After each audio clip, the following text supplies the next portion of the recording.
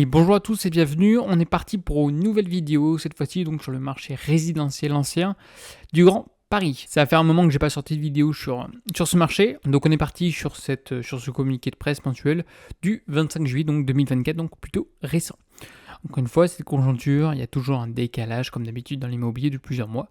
Donc on sera sur les chiffres de mai 2024. Donc on va parler principalement donc des chiffres de mai 2024, mais on va également aborder donc les perspectives par la suite jusqu'en août, jusqu'à la fin d'été. Commençons donc premièrement on est sur une baisse de volume de vente qui se prolonge, ça je vais pas vous le mentir.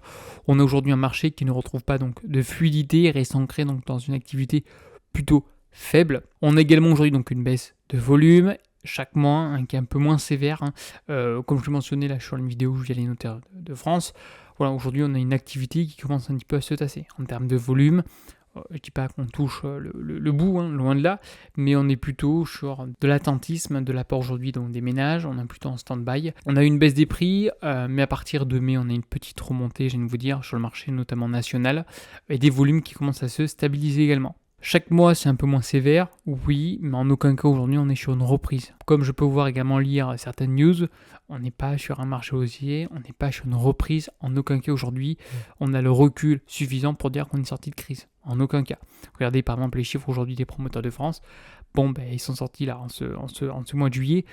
Bouygues, Nexity, 26, que vous voulez. C'est pas foufou sur la partie immobilier, notamment liée à la promotion immobilière. Donc si on compare aujourd'hui, de mars à mai 2024, on a 20% de moins qu'à la même période qu'il y a un an. Évidemment, on va comparer un an en arrière, ce qui était quand même de belles années, donc c'est normal que ça baisse.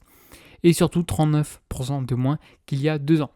Je rappelle encore une fois, il y a 2 ans, on était quand même sur des plus hauts historiques. Donc évidemment, il faut bien que ça corrige à un moment donné.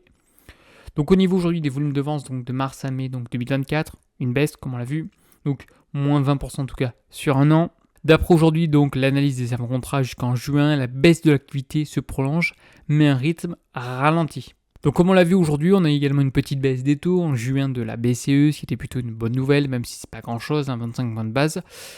Aujourd'hui, on a également aujourd'hui donc des incertitudes.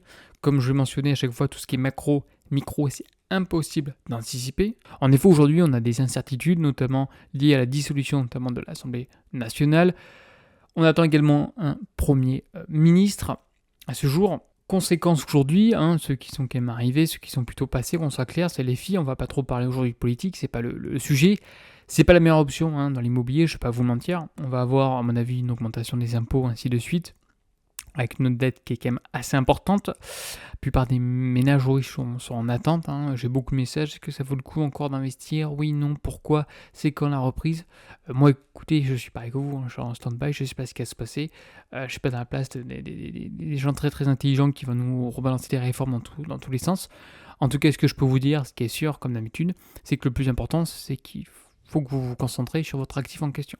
Lorsque vous achetez une résidence principale ou sur de l'investissement immobilier, regardez bien le prix. Est-ce que votre actif est survalorisé ou non?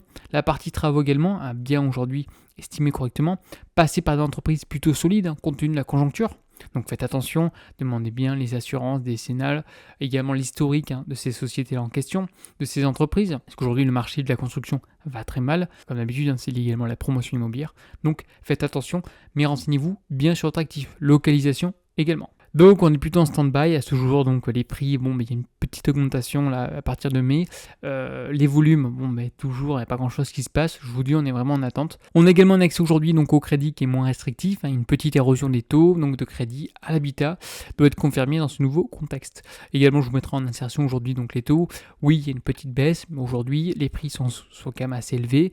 Pour un ménage aujourd'hui qui gagne correctement sa vie, c'est compliqué aujourd'hui d'emprunter, c'est compliqué. Et en plus, encore une fois, comme je vous mentionne, en stand-by.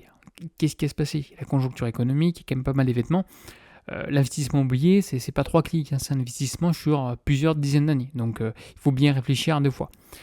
Je vous mettrai également la courbe aujourd'hui de Frigid, vous allez voir par la suite, c'est une courbe par rapport au prix de l'immobilier qui est liée au revenu des ménages. Et aujourd'hui, donc, on corrige fortement. Est-ce qu'on va revenir dans ce petit canal?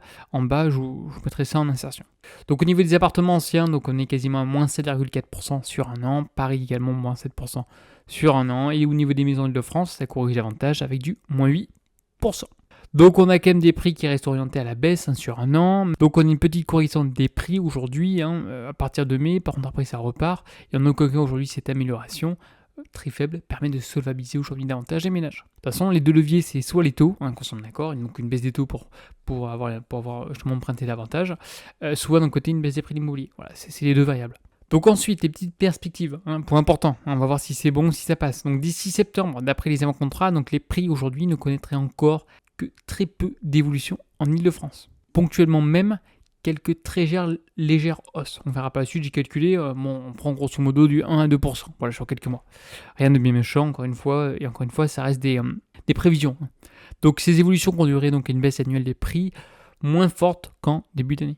Évidemment, si l'augmentation, ça va être moins fort. Bon. Passons. Donc, on passerait de 9430 à 9460. Voilà, ça reste minime. Bon, écoutez, à voir également. Ça, au cours du temps, Île-de-France, c'est pareil. On passerait de 7,4 en mai à 5,5 en septembre. Donc là, bon, c'est un peu plus important. Au niveau de la synthèse des chiffres, donc ça sont les volumes de vente, également l'évolution sur un an, je vous laisse faire pause, de toute manière on est en rouge partout. On est sur les logements anciens, grosso modo, on est sur quasiment du moins 20%, sauf sur Paris, avec un marché qui résiste un peu mieux, avec un peu moins de volume. Les appartements anciens aujourd'hui, pareil, on est quasiment du moins 20 partout, et c'est également le cas pour les maisons anciennes. Donc au niveau des prix immobiliers, donc on passerait techniquement de mars à mai 2024. Donc on est à 6080, on passerait donc à 6130 euros de juillet en septembre 2024. Voilà, donc c'est aller à 1 à 2% si on prend large, bon, rien de bien méchant. Tout ce qui est évolution brute également, voilà, de mars à mai c'était négatif. Ce qu'on peut juste potentiellement supposer, c'est qu'à partir, donc, je vous mentionnais, de ce mois d'été, donc de juillet jusqu'à septembre, on aurait une augmentation de prix de 1 à 2% si on le compare à ces mois de mars et de mai. C'est réciproquement également le cas pour les maisons. On aura également une augmentation de peut-être un peu plus, peut-être de 2%. Cette fois-ci, calculé, je vous dis encore une fois, vite fait, ça risque des prévisions. Donc au niveau des projections des prix des logements anciens, donc sur Paris, 9430, 9060. Bon, dans l'ensemble, voilà, une petite augmentation, mais rien de bien méchant, on stagne, comme je l'ai mentionné en stand-by, via aujourd'hui la dissolution de l'Assemblée Générale, et à voir également par la suite les différentes perspectives. C'est également le cas aujourd'hui pour les maisons anciennes. Bon, là, les projections, vraiment, sont un peu plus importantes que les appartements. On a une augmentation qui est un peu supérieure. Comme je l'ai mentionné, pour les appartements, on était de 1% environ.